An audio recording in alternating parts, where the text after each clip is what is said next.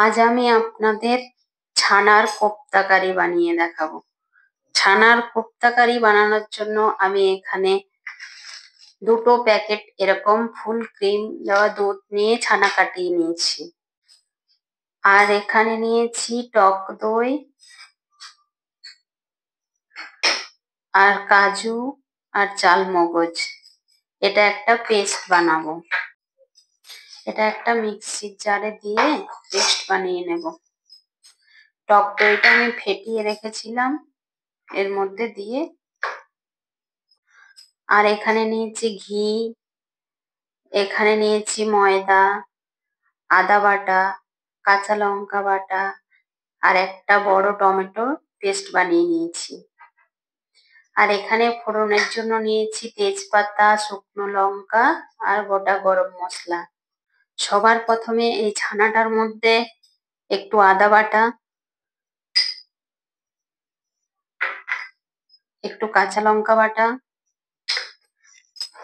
আর অল্প একটু নুন,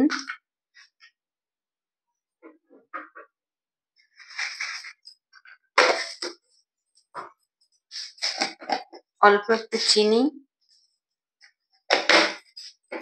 আর একটু ঘি দিয়ে মাখিয়ে নিতে হবে ভালো করে। এটা এরকম করে ডলে ডলে ভালো করে মাখিয়ে নিতে হবে।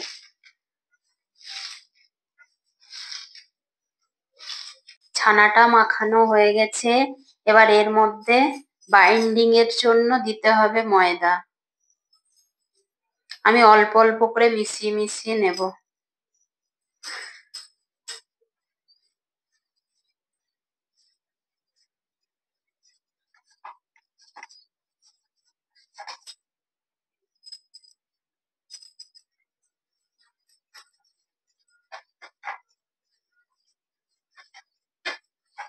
আমার ছানাটা মাখানো হয়ে গেছে। এবার হাতের তালুতে একটু ঘিটা মাখিয়ে নেব। তারপরে এখান থেকে একটু একটু করে নেব, গোল করব।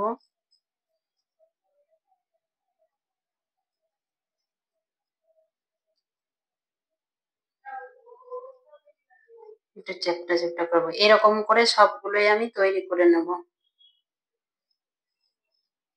এখান থেকে একটু নেব,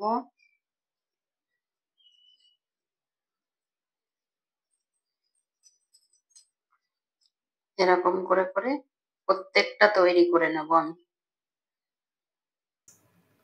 আমার সব কোপ্তাগুলো রেডি করা হয়ে গেছে। এবার গ্যাসটা জ্বালিয়ে নেব। কড়াই বসিয়ে দিয়েছি। এবার কড়াইতে দেব সর্ষের তেল। আমি পুরো রান্নাটা সর্ষের তেলেই বানাবো। এবার এর মধ্যে একটু ঘি দিয়ে দেব। এবার কোপ্তাগুলো ভেজে নেব। আমি সব কোপ্তাগুলো একসাথেই ভেজে নেব। কোপ্তাগুলো এক পিঠ ভাজা হয়ে গেছে, আরেক পিঠ উল্টে দেব। কোপ্তাগুলো সব ভাজা হয়ে গেছে, এবার তুলে নিচ্ছি। হালকা করে ভেজেছি।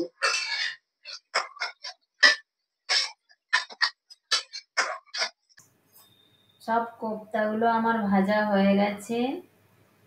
এবার কড়াইয়ের মধ্যে ফোড়নে দেব তেজপাতা, শুকনো লঙ্কা আর গোটা গরম মশলা আর জিরে।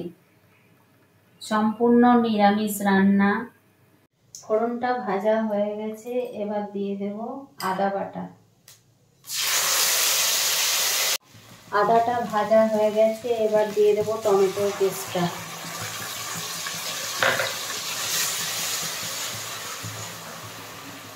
এর মধ্যে পরিমাণ মতো নুন দিয়ে দেব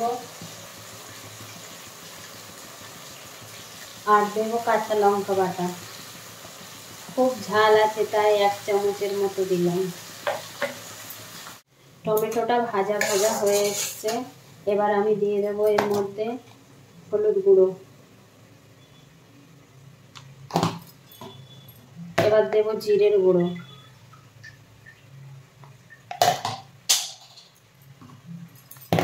আর দেব ধনের গুঁড়ো। আর দেব কাশ্মীরি লঙ্কার গুঁড়ো আর চিনি দিয়ে দেব পরিমাণ মতো। এবার একটু কষিয়ে নেব। এবার যে পেস্টটা বানিয়ে রেখেছিলাম সেই পেস্টটা দিয়ে দেব। কাজু, চালমগজ আর দই দিয়ে যে পেস্ট বানিয়েছিলাম।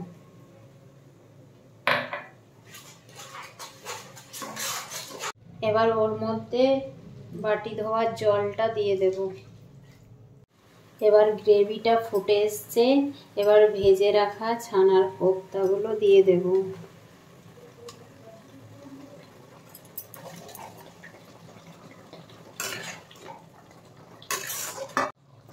কোপ্তাটা রেডি হয়ে গেছে, এবার উপর থেকে একটু ঘি দিয়ে দেব আর একটু গরম মশলা দিয়ে দেবো। আমি এরকম প্যাকেটের গরম মশলা নিয়েছি।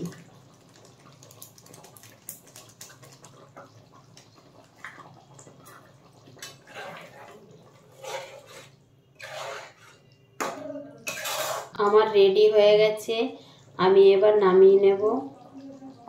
আমি নামিয়ে নিয়েছি, ছানার কোপ্তা কারি আমার রেডি হয়ে গেছে। প্লিজ আমার ভিডিওগুলো যদি আপনাদের ভালো লেগে থাকে তাহলে লাইক, শেয়ার, সাবস্ক্রাইব, কমেন্ট করবেন।